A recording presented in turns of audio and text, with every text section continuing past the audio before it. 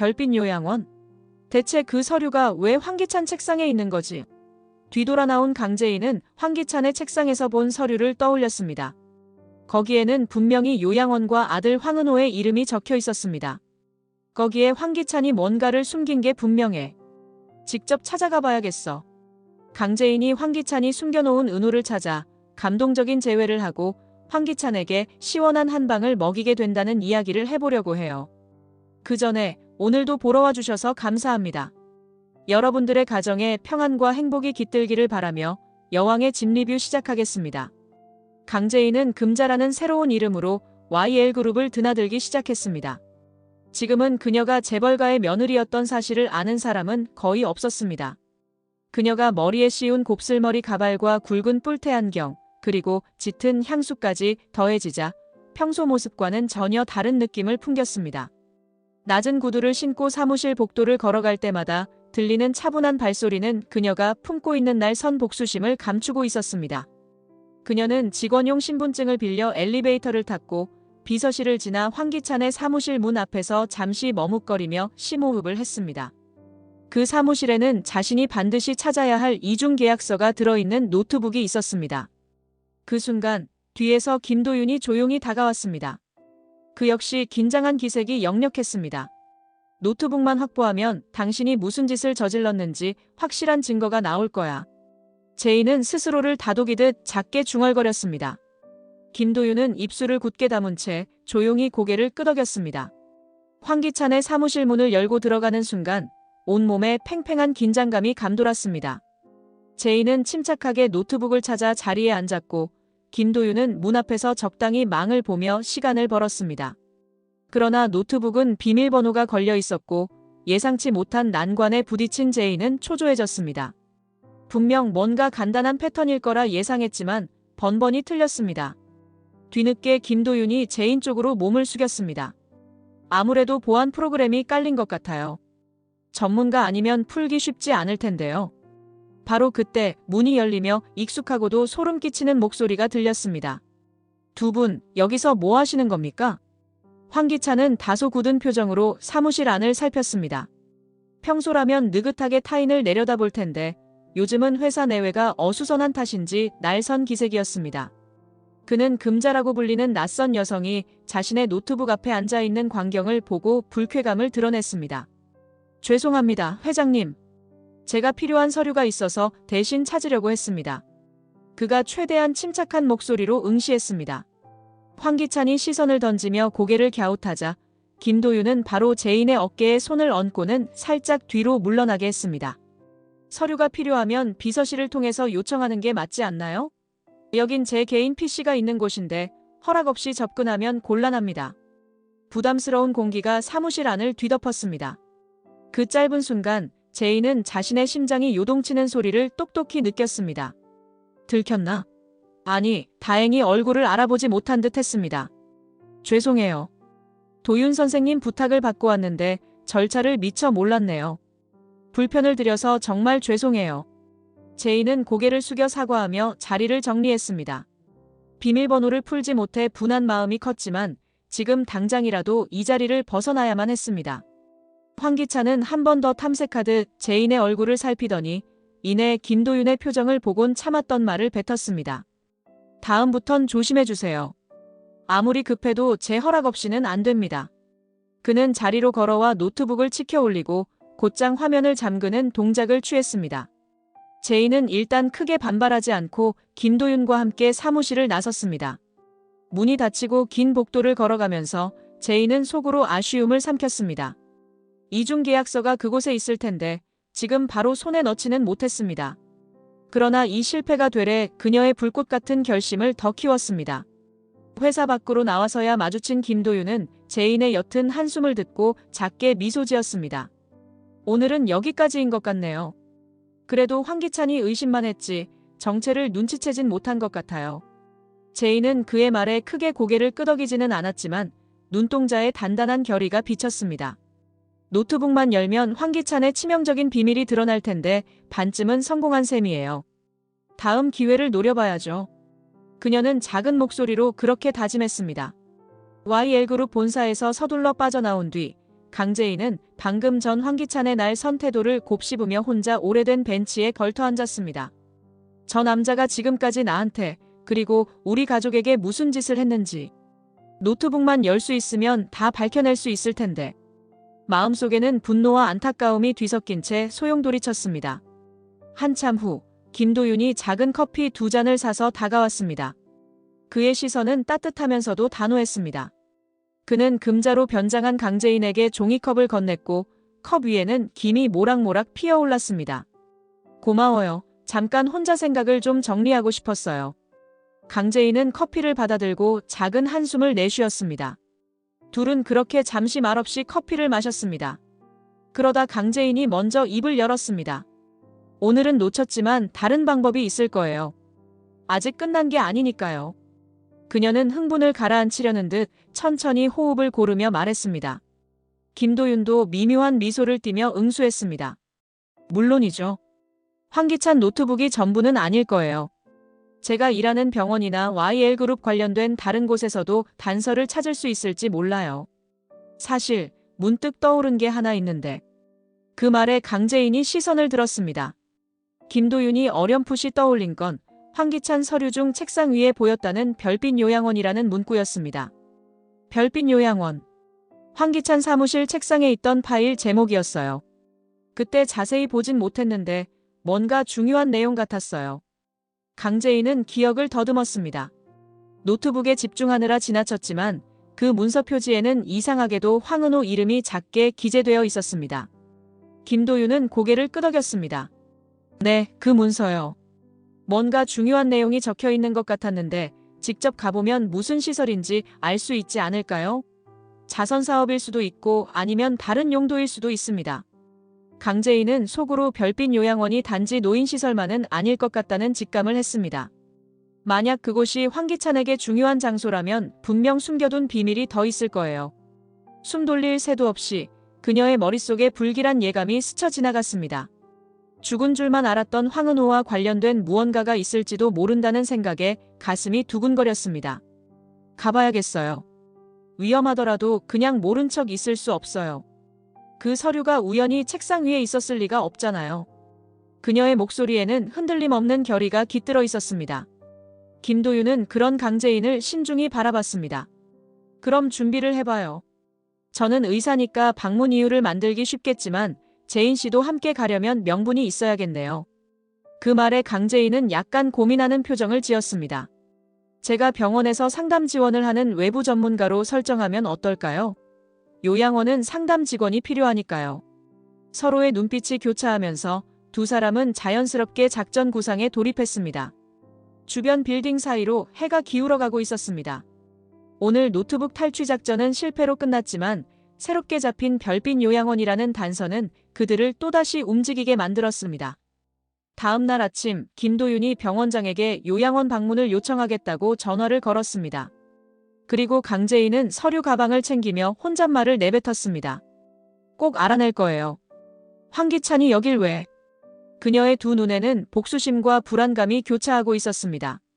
한낮에 햇살이 뜨겁게 내리쬐던 오후, 강재인과 김도윤은 병원 공식 차량을 타고 시 외곽으로 이동했습니다.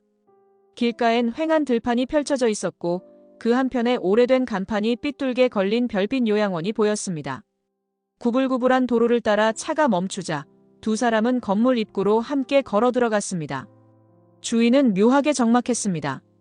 멀리서 직원으로 보이는 몇 명이 분주하게 움직이긴 했지만 전반적으로 을씨년스러운 분위기가 감돌았습니다. 김도윤이 요양원장에게 환자 치료 협력을 위한 방문이라고 설명하자 별다른 의심 없이 안내해 주었습니다. 여기 입소해 있는 환자들 중에 의학적 자문이 필요한 분들이 많다는 이유였습니다. 그 사이 강재인은 요양원의 복도와 문들을 유심히 살폈습니다. 어쩐지 직원들이 시선을 피하는 것 같다는 느낌이 들었습니다. 얼마 지나지 않아 두 사람은 어떤 밀실 같은 공간 앞에서 멈춰 섰습니다. 다른 병실과 달리 문이 굳게 잠겨 있었습니다.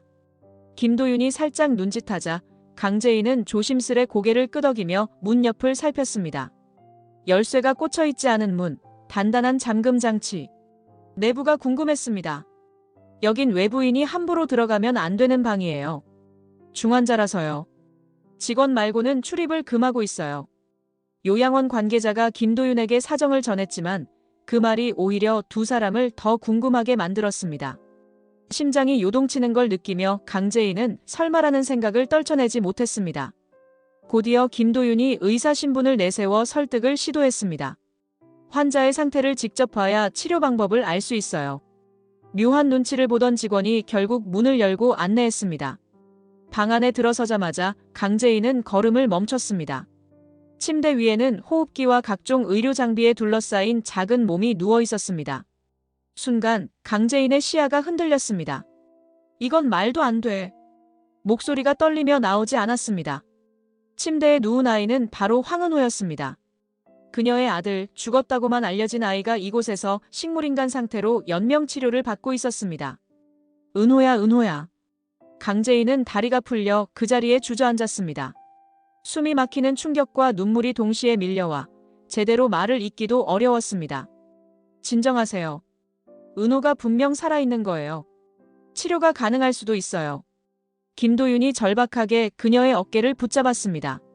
그 역시 놀라움에 말을 잇지 못했지만 일단 강재인이 무너지지 않게 붙들어줘야 한다는 생각뿐이었습니다. 은호가 죽지 않았다는 사실은 두 사람 모두에게 엄청난 충격이었습니다. 물끄러미 황은호의 얼굴을 바라보는 강재인은 온갖 복합적인 감정이 밀려왔습니다. 지금까지 그토록 애통해했던 아들이 살아있었다는 사실에 대한 기쁨, 그리고 이런 끔찍한 거짓을 만들어낸 황기찬에 대한 분노와 적개심이 가슴 깊숙이 파고들었습니다. 어쩌면 아직 늦지 않았을지도 몰라요. 은호를 이대로 둘 순 없어요. 황기찬이 도대체 왜 이런 짓을? 그녀는 숨가쁘게 말하며 아이의 손을 꼭 잡았습니다. 아이는 꼼짝없이 누워 있었지만 손끝은 아직 온기가 남아 있었습니다. 강재인은 흘러내리는 눈물을 훔칠 겨를도 없었습니다. 김도윤은 그 자리에 함께 서서 희미하게나마 정신을 다잡으려 노력했습니다. 황기찬이 황은호를 이렇게 숨겼다는 건 어마어마한 비밀을 감춘 것이나 다름없었습니다. 그 비밀이 밝혀질 경우 황기찬은 모든 책임을 피할 수 없을 것이었습니다. 하지만 문제는 황기찬이 다시 이 아이를 다른 곳으로 옮긴다거나 해코지할 가능성이 있다는 점이었습니다. 두 사람 모두 그 사실을 잘 알고 있었습니다. 강재인은 떨리는 손으로 아이의 머리카락을 살짝 쓰다듬었습니다. 엄마가 꼭 구해줄게. 더는 당하지 않게 할 거야. 그녀 목소리는 울음으로 번져나왔지만 그 안에는 강렬한 결심이 자리 잡고 있었습니다. 황기찬이 자신을 배신하고 아들을 이렇게 만든 사실이 밝혀졌으니 이제 더 이상 물러설 곳은 없었습니다. 어두운 밤, 별빛 요양원의 뒷길에는 구급차 한 대가 대기하고 있었습니다. 번쩍이는 사이렌 대신 조용히 엔진 소리만 낮게 울리며 서 있었습니다. 강재인과 김도윤, 그리고 정호성은 황은호를 다른 병원으로 옮기는 작전을 결행하기 위해 분주히 움직였습니다. 정호성은 보호자 동의 서류를 위조해 직원들에게 내밀었습니다. 그 서류에는 더 나은 치료 환경을 위해 전원 조치라는 그럴싸한 명분이 적혀 있었습니다. 늦은 시간이어서 인원이 적은 것도 다행스러웠습니다. 하지만 혹시 누군가가 황기찬에게 연락하면 모든 계획이 무너질 수 있었습니다. 황은호가 있는 방 앞에 도착한 강재인은 살짝 열린 문틈 사이로 아이의 모습을 다시 확인했습니다. 마치 잠들어 있는 모습처럼 조용히 누워있는 은호가 애달팠습니다. 그녀는 너를 구하러 왔어라고 마음속으로 몇 번이고 되뇌었습니다. 서류 승인은 다 받아놨어. 지금이 기회야. 더 지체하면 의심받을 수도 있어. 정호성이 낮은 목소리로 신호를 보냈습니다. 강재인은 심호흡을 하며 침대 쪽으로 다가갔습니다. 은호야, 엄마가 데리러 왔어. 조금만 더 버텨줘. 이제 안전한 곳에서 치료받게 될 거야.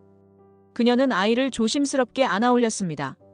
호흡기를 떼어내야 할까 걱정했지만 김도윤이 휴대용 산소 마스크를 준비해 왔기에 겨우 안도했습니다.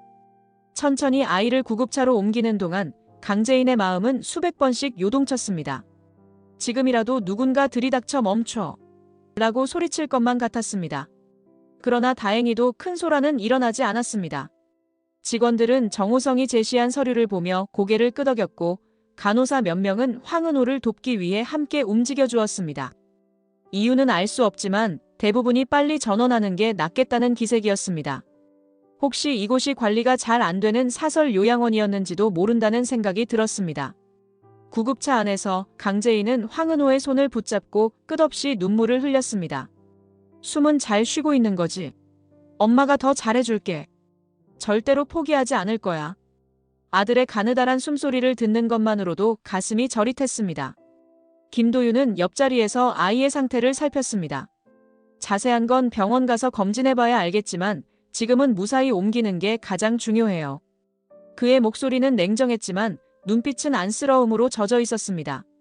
정호성은 운전석 뒤에서 창문 밖을 경계하며 조마조마해했습니다.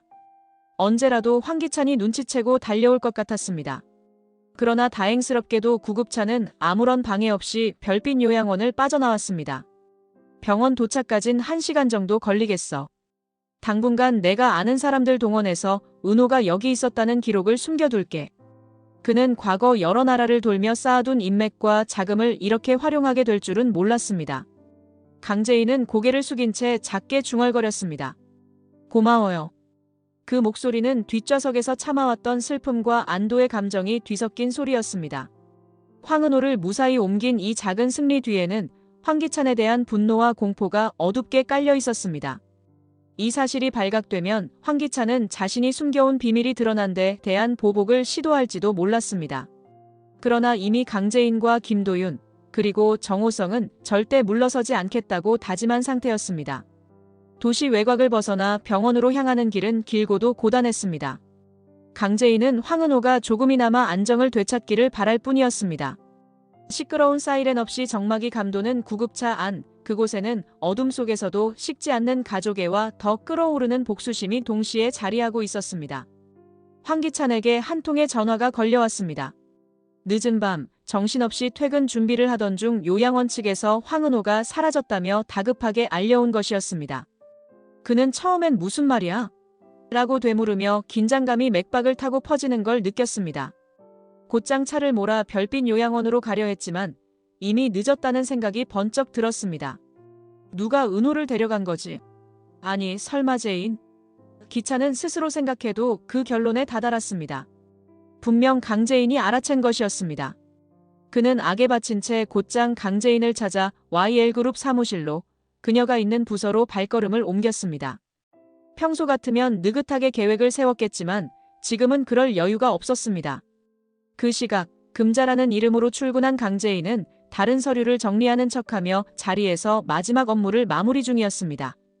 갑작스레 들이닥친 황기찬이 그녀의 앞에 서서 눈을 부릅뜨고 소리쳤습니다. 너 여기서 뭐 하는 거야? 아니, 네가 은호 데려갔지? 대체 무슨 짓을 꾸미고 있는 거야? 그가 화난 기색을 숨기지 않고 책상을 치자 주위의 직원들이 깜짝 놀라 쳐다봤습니다. 위장한 강재인은 재빨리 침착한 표정을 지었습니다. 무슨 말씀이세요? 저는 그냥 업무를 보던 중인데요. 회장님, 저를 누구로 착각하신 것 같은데요? 일부러 조금은 당황한 척했지만 동시에 서늘한 눈빛을 품고 있었습니다. 황기찬이 이토록 흥분했다는 건 은호가 제대로 안전한 곳으로 옮겨졌다는 의미이기도 했습니다. 시침이 떼지 마. 네가 이미 은호가 어디 있는지 다 알고 있잖아. 죽었다고 생각했던 애가 살아있다는 것도 다 알았겠지. 그는 속삭이듯 낮은 음성으로 말을 던졌습니다. 사실 회사 직원들 앞에서 은호 이야기를 더 크게 할 수는 없었습니다. 죄송하지만 회장님께서 무슨 오해를 하시는지 모르겠네요. 저는 금자라고 합니다. 강재인은 일부러 부드러운 미소를 지어 보였습니다. 황기찬이 그렇게 찾던 강재인이 자기와 동일인이라고는 상상도 못하길 바랐습니다. 그러나 그의 심중은 복잡했습니다. 이 낯선 여성에게서 묘하게 재인의 분위기가 겹쳐 보였기 때문입니다. 하지만 딱히 증거가 없었고 주변 시선을 의식해야 했습니다. 불안과 분노로 눈을 이글거리던 그는 더 몰아붙이지 못하고 애꿎게 자리만 서성였습니다. 끝내 주변 동료들이 이상한 시선으로 바라보자 그는 마지막 한마디를 남기고 돌아섰습니다. 앞으로 내 허락 없이 함부로 사무실 들락거리지 마세요. 아시겠습니까?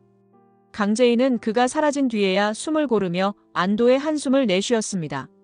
그렇게라도 황기찬을 따돌리는 데 성공했으니 지금은 그것만으로도 다행이었습니다. 곧이어 다급하게 걸려온 통화 버튼을 확인했습니다. 화면에는 정호성의 이름이 떴습니다. 무사히 옮겼다는 간략한 보고였습니다. 강재인은 가슴을 쓸어내렸습니다. 은호가 안전한 병원으로 갔으니 당분간은 버틸 수 있겠지. 그녀는 창문 너머로 보이는 황기찬의 등 뒤를 지켜보았습니다. 이제부터 본격적으로 반격을 시작할 거야. 당신이 저지른 짓 하나도 빠짐없이 드러내고 말겠어. 속으로 그렇게 다짐하며 강재인은 스스로를 다잡았습니다. 황은호가 별빛 요양원에서 사라졌다는 소문은 빠르게 퍼져나갔습니다. 그 소식을 접한 강세리는 처음엔 믿지 못했습니다. 이미 죽었다고 하지 않았어? 아연실색한 그녀는 곧장 황기찬을 붙들고 추궁했지만 그는 꿋꿋하게 대답을 피했습니다. 그날 저녁 강세리는 YL그룹 근처의 한 조용한 카페로 황기찬을 불러냈습니다. 오랜만에 만났음에도 두 사람 사이엔 격한 긴장만 감돌았습니다. 당신 요양원에 은호 숨겨놨다는 게 사실이야? 뭐야, 나한테 지금까지 다 거짓말한 거야? 강세리는 아픈 손목을 주무르며 날 선 시선으로 그를 노려보았습니다.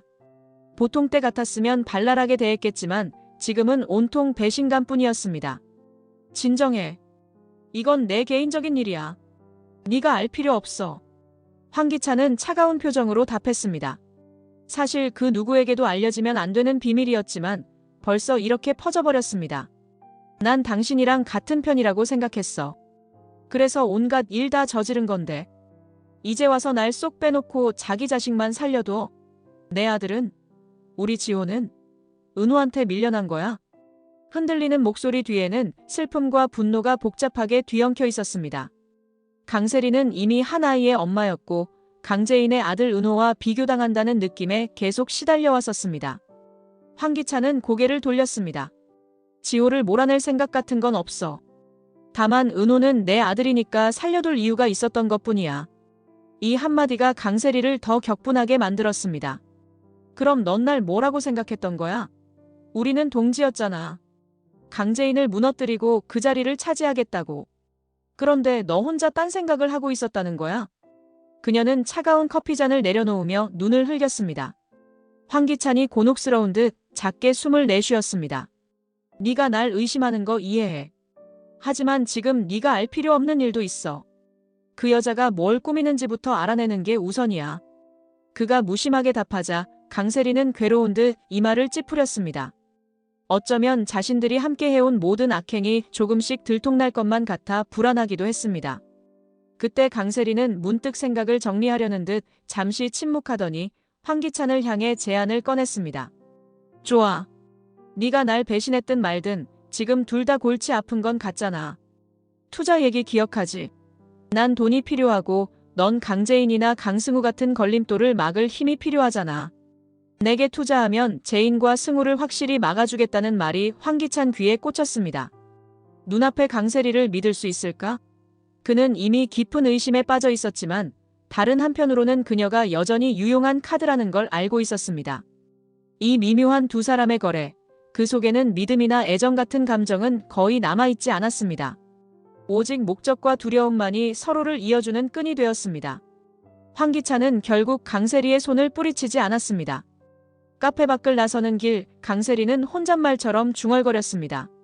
당신도 나도 이제 끝까지 가는 수밖에 없겠네. 그 어두운 음색은 불안한 동맹 속에서 더욱 깊어지는 파멸의 그림자를 예감케 했습니다.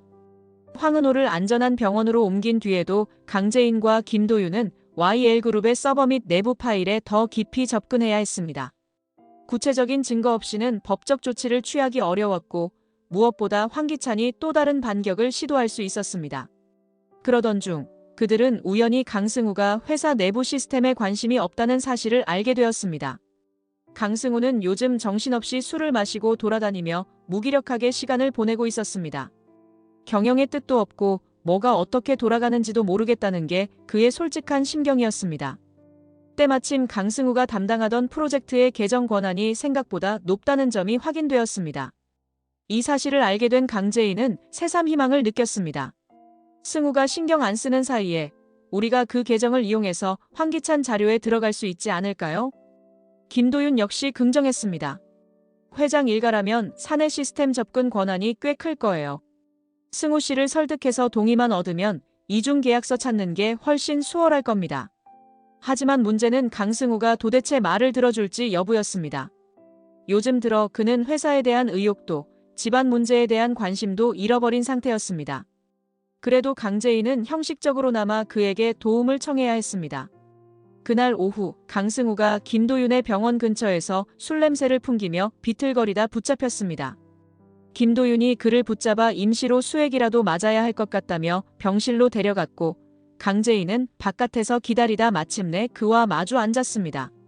승우, 잠깐 내 말 좀 들어. 지금 YL그룹에서 큰일이 벌어지고 있어. 네 계정 권한이 필요해서 그래. 강재인은 부드러운 목소리로 강승우를 자극하지 않으려 노력했습니다. 그는 고개를 푹 숙인 채 무기력하게 대답했습니다. 나한테 뭘 원하는지는 모르겠는데 난 이제 회사고 뭐고 다 귀찮아. 그냥 술이나 마시다가 사라지고 싶다고. 그의 목소리에는 무기력과 체념이 서려 있었습니다. 강재인은 안타까운 마음이 들었지만 지금은 설득이 급선무였습니다. 회사에 관심 없어도 괜찮아. 다만 부당한 일을 막으려면 네 협조가 절실해. 계정만 접근하게 해주면 더 이상 귀찮게 하지 않을게. 한참의 침묵 끝에 강승우는 마치 다 포기한 사람처럼 핸드폰과 사원증을 건네주었습니다. 비밀번호 0이야.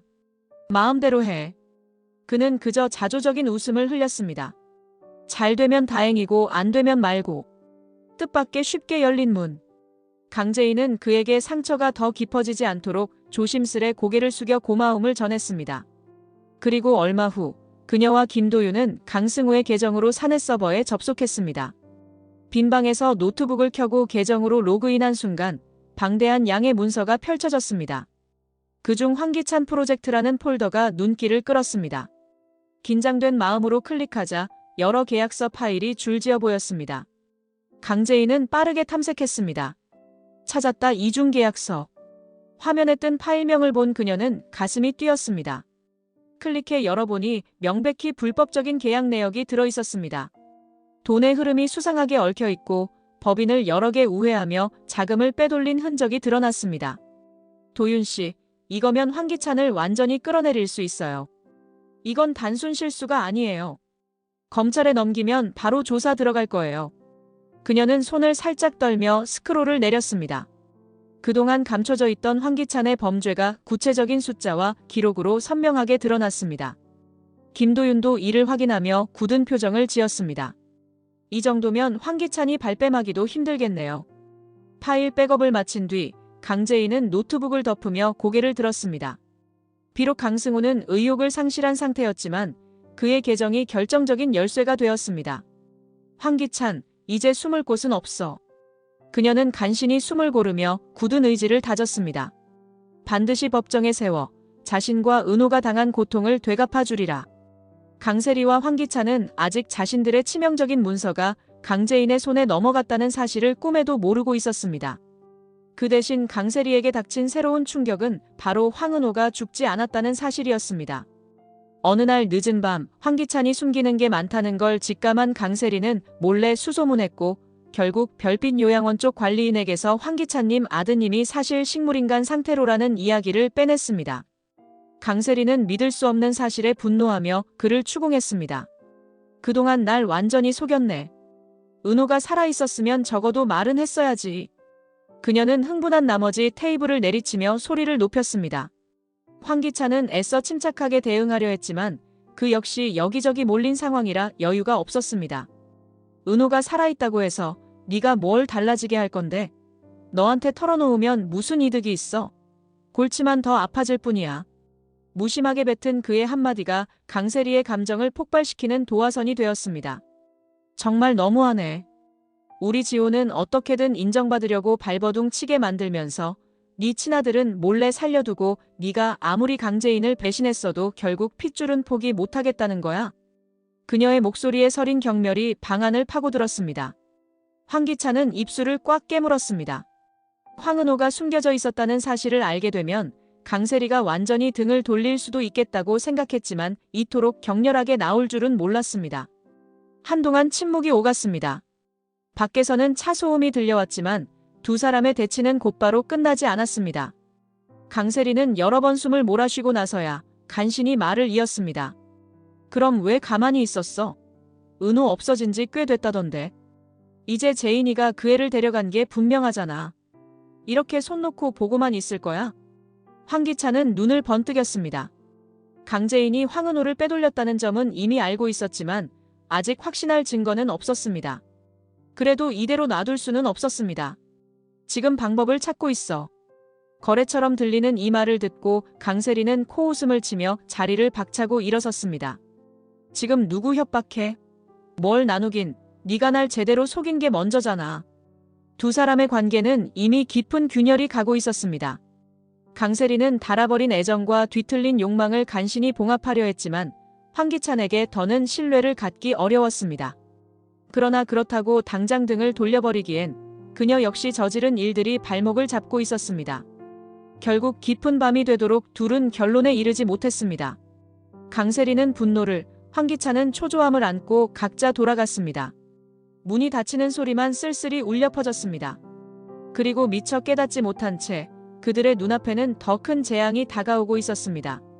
노트북에서 이중 계약서 파일을 확보한 강재인에게 한 통의 전화가 걸려왔습니다. 병원 측이었습니다.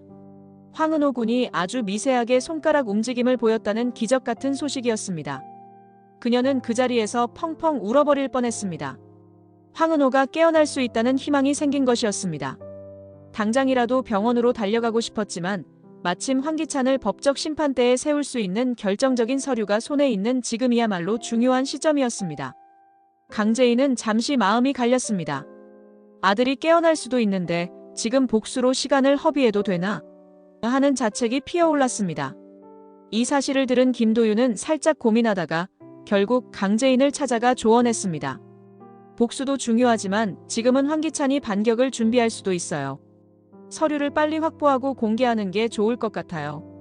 그는 병실에 누운 황은호에게도 이제 더 안전한 환경과 치료가 필요하다고 덧붙였습니다. 어쩌면 황기찬이 은호를 다시 빼돌리려 시도할 수도 있잖아요. 강재인은 머리를 싸쥐었습니다. 그럼 어떡하죠? 은호가 이대로 다시 위험해질까봐 무서워요.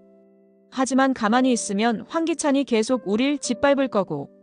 때마침 병원으로부터 온 연락은 아직은 완전히 의식을 찾은 건 아니니 시간을 두고 경과를 지켜봐야 한다는 내용이었습니다.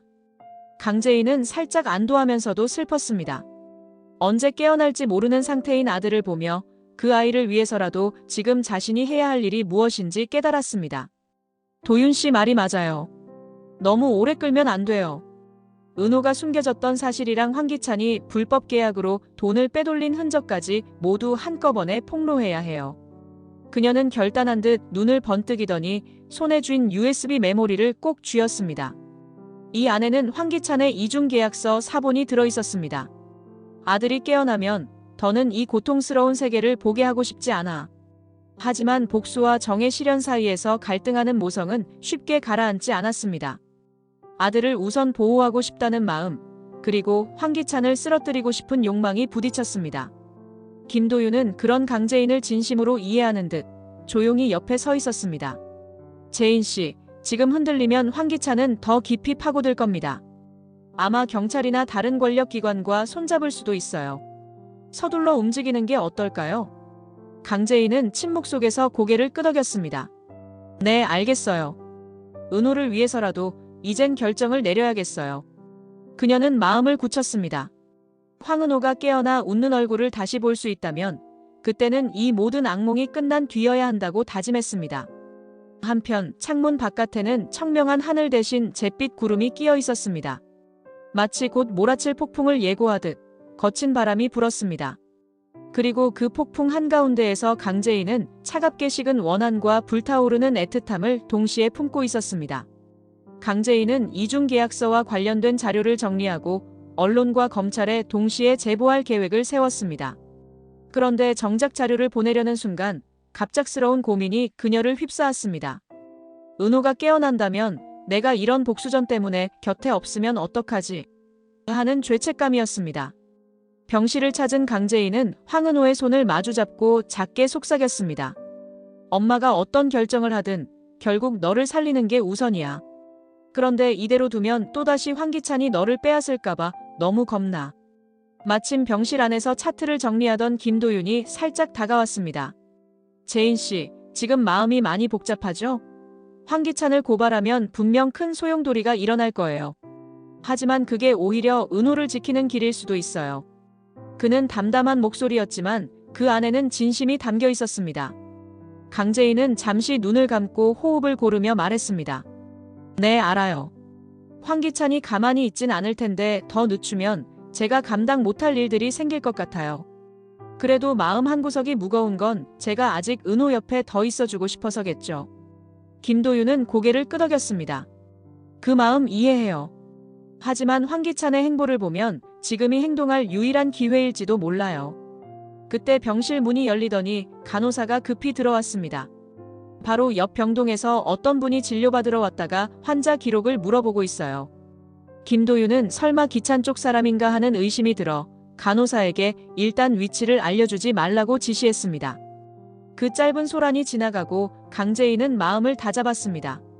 결국 이중 계약서를 지금 공개하지 않으면 황기찬이 더 위험한 일을 벌일 수도 있겠네요. 그녀는 손에 쥔 USB를 바라보았습니다. 도윤 씨, 이걸 먼저 언론에 건네주고 검찰에도 따로 제보할게요. 동시에 터뜨려야 황기찬이 막을 틈이 없을 거예요. 그래요. 저도 도울게요. 병원 쪽이나 주변에서 저를 공격하더라도 최대한 지켜낼 수 있도록 준비하겠습니다. 두 사람은 짧게 시선을 마주쳤습니다. 한편으로는 서로에게 의지하고 또 한편으로는 각자가 감당해야 할 책임과 고통을 알고 있었습니다. 그러나 그 순간 강재인의 휴대전화로부터 난데없는 진동이 울렸습니다. 화면에는 긴급이라는 단어가 떠 있었습니다. 그것은 바로 황기찬 측이 경찰과 결탁해 문서를 조작하고 있다는 첩보였습니다. 이미 일부 서류가 파기되었다는 소문이 돌고 있었습니다. 시간이 없어요. 강재인은 단호하게 선언했습니다. 그리고는 자리에서 벌떡 일어섰습니다. 당장 움직이지 않으면 우리 증거가 전부 사라질지도 몰라요. 그럼 제가 은호 곁에 있을게요. 재인 씨는 안전하게 밖으로 나가서 자료를 전달하세요. 그 말에 강재인은 약간의 안도와 동시에 송구함을 느꼈습니다. 혼자 위험에 뛰어드는 것 같아서 미안해요. 김도윤은 부드럽게 웃으며 말했습니다. 같은 편인걸요. 그렇게 강재인은 다시 결의를 다지고 병실을 나섰습니다.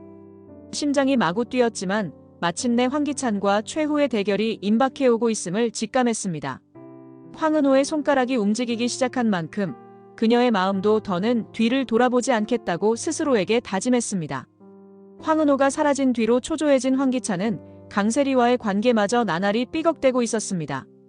강세리는 혹시 당신이 내 아들까지 죽이려 했던 거 아닌지 의심된다는 무서운 말을 뱉었고 황기찬은 크게 발끈했습니다. 헛소리하지 마. 너야말로 예전부터 은호를 어떻게 하려던 거 아니었어.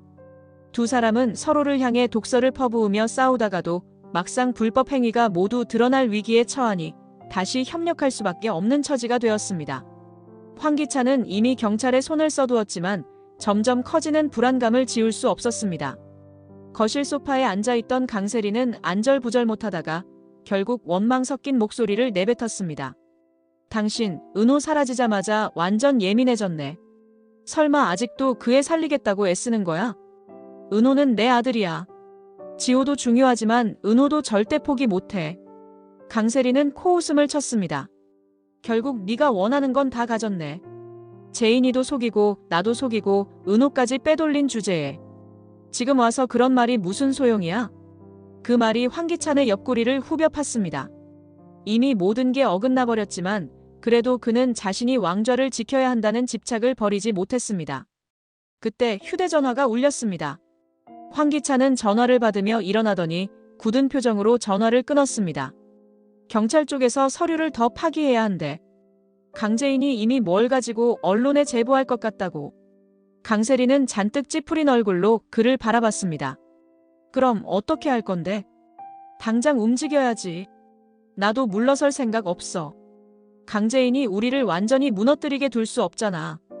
그는 시선을 거두며 복잡한 머릿속을 정리하려 애썼습니다. 만약 강재인이 다 폭로해버린다면 자신이 쌓아올린 모든 게 한순간에 무너질 수 있었습니다.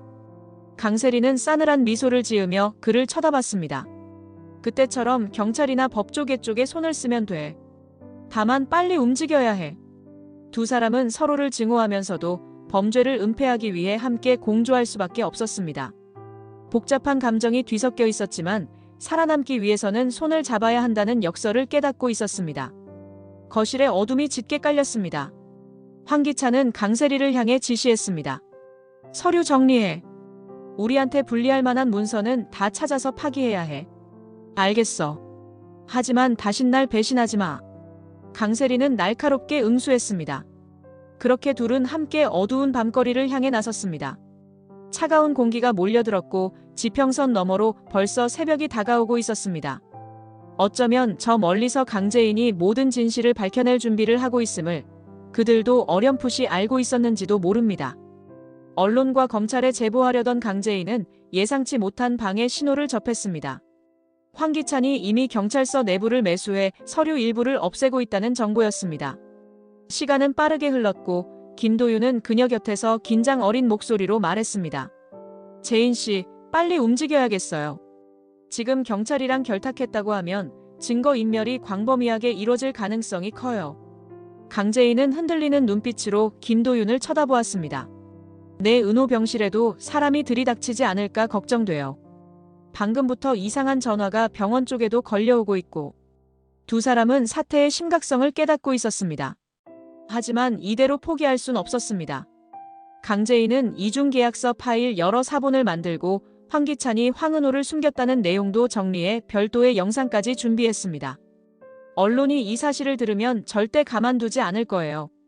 그들은 병원 로비에서 기다리던 기자 한 명을 만나기로 약속했고 동시에 검찰청에도 당일 방문할 계획이었습니다. 안건을 건네줄 담당자를 신뢰할 수 있는 인맥통에 소개받았다는 게 김도윤의 설명이었습니다. 그 시각 황기찬의 영향력이 회사 안팎으로 뻗어나가고 있었습니다. 곳곳에서 강재인이 쓸만한 파일들을 지우려 시도하는 모습이 포착되었습니다. 심지어 호시탐탐 황은호가 입원한 병원을 알아내려는 사람들도 있었습니다. 우리에게 시간이 별로 없어요. 최대한 빨리 공개해서 황기찬이 손 쓸 틈을 없애야 해요. 그러나 강재인의 말이 채 끝나기도 전에 휴대전화가 울렸습니다. 낯선 번호였습니다. 받자마자 상대는 증거를 넘기면 자기도 무사치 못하니 조심하라고 귀띔해 주었습니다. 익명의 내부 고발자인 듯 했습니다. 결정적인 문서가 사라지기 전에 당장 움직이세요. 그 말이 더욱 다급함을 자극했습니다. 강재인은 김도윤을 향해 고개를 돌렸습니다. 저 지금 당장 나가볼게요. 병원 여기서 가까운 신문사 지국 쪽에 기자가 있다고 했죠? 네, 제가 차까지 모셔다 드릴게요. 저는 잠깐 은호 상태를 다시 보고 올게요. 이상한 움직임이 감지되면 바로 연락하세요. 두 사람은 짧게 눈을 맞추고 헤어졌습니다. 강재인은 USB 메모리를 주머니에 단단히 쥔 채 병원 입구로 빠르게 달려갔습니다. 그 앞에서 대기 중이던 택시에 올라타며 꼭 성공해야 해라고 스스로를 다독였습니다. 한편 황기찬은 이미 경찰 내부의 어떤 부서에서 서류를 파기 중이라는 보고를 받으며 마음이 조금 놓이는 듯 했습니다. 재인이 증거를 제출하더라도 체계적인 문서가 없으면 흐지부지 될 거야. 그는 그렇게 안심하며 수하 직원들에게 더 철저히 처리하라고 지시했습니다. 그가 모르는 사실은 강재인 쪽이 벌써 사본을 여러 곳에 백업해 두었다는 점이었습니다. 요즘 세상에 문서 하나 없앤다고 전부 사라지지 않는다는 사실. 게다가 황은호가 살아있다는 생생한 진술과 자료까지 있었습니다. 병원 복도, 김도윤은 한숨 돌리며 황은호가 입원한 병실로 걸어갔습니다. 재인 씨가 무사히 증거를 넘길 때까지 내가 여기서 기다려야 해. 그런데 그때 문득 병실 근처를 서성이는 낯선 남자들이 눈에 들어왔습니다. 역시 황기찬이 보낸 사람이겠지. 아직까지는 공격하진 못하는 모양이었습니다. 김도윤은 조용히 전화기를 쥐었습니다. 재인 씨, 별일 없을까요? 불안한 기색이 스쳤지만 결심을 굳힌 그는 다시 병실 문을 열고 들어가 황은호의 상태를 확인했습니다. 제발 이 모든 게 잘 해결되어 은호가 깨어날 수 있길. 그의 마음속 기도가 텅 빈 병실에 잔잔히 울려 퍼졌습니다. 그 시각 강재인은 바깥에서 폭풍처럼 몰아치는 음모와 맞서고 있었습니다. 병실 안은 고요했습니다. 강재인은 조용히 문을 열고 들어서 황은호 곁에 선 채 아이의 손을 가만히 쥐었습니다. 엄마가 돌아왔어. 긴장과 두려움에 지쳤지만 그녀는 아이 앞에서만큼은 나약한 모습을 보이지 않으려 애썼습니다. 황은호는 여전히 깨어나지 못한 상태였지만 조금씩 미세한 반응을 보인다는 소식을 들을 때마다 강재인은 희망을 붙들었습니다. 제발 꼭 다시 눈 떠서 엄마를 봐줘. 아프게 해서 미안해. 가슴이 시리도록 죄책감이 밀려왔습니다. 문득 뒤에서 인기척이 느껴졌습니다. 고개를 돌리자 황기찬이 서 있었습니다. 부드러운 미소 같은 건 전혀 없이 눈에는 증오만 깃들어 있었습니다. 네가 감히 우리 집을 뒤집어 놓고 은호까지 빼돌려. 이대로 넘어갈 것 같아? 황기찬의 한마디 한마디에는 쓴물이 뚝뚝 떨어지는 듯 했습니다. 강재인은 잠시 황은호를 내려다본 뒤 몸을 일으켜 그를 마주 보았습니다. 그래, 나야. 내가 은호를 옮겼어. 당신이 뭐라 해도 난 내 아들을 지켜야 했으니까. 예전 같았으면 떨렸을 목소리였지만 지금의 강재인은 강단이 있었습니다. 당신이 무슨 수를 써서 날 막으려고 해도 난 끝까지 싸울 거야.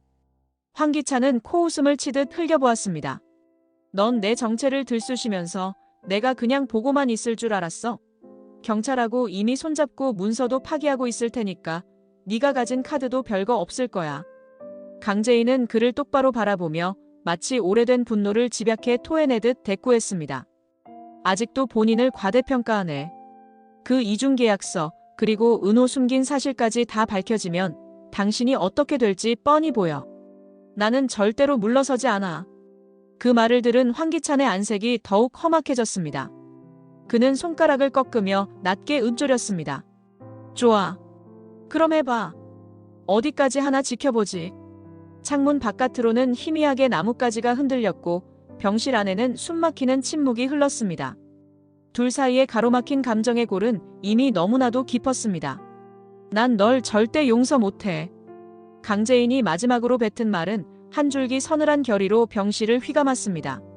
황기찬은 그저 씁쓸한 표정으로 바라보다가 끝내 문을 박차고 나갔습니다.